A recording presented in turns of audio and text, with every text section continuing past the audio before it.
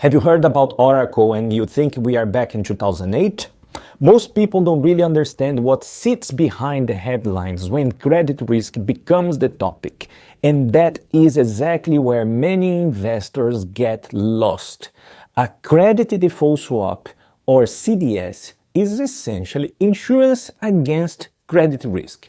The buyer pays a periodic premium to protect against the possibility that a borrower fails to meet its debt obligations. If a credit event occurs, such as default or restructuring, the CDS buyer receives compensation. In practice, CDS act as a market thermometer for perceived risk. The higher the CDS spread, the greater the fear of default. And then, are we back in 2008? Now, on that time, the issue was not the existence of CDS themselves, but their scale and opacity. Banks and insurers sold massive amounts of protection without holding enough capital to honor those contracts under stress.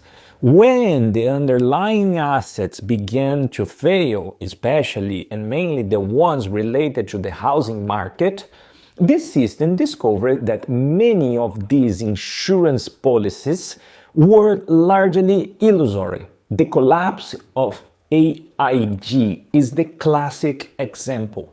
A CDS that were supposed to reduce risk ended up amplifying systemic risk. This is what has happened.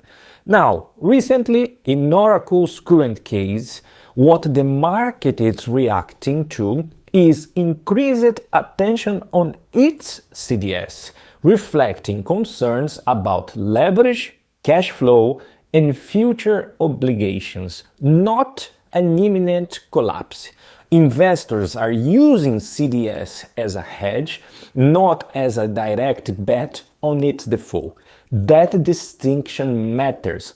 More active or more expensive CDS do not automatically signal insolvency, but rather a market repricing of risk in an environment of higher rates and tighter liquidity.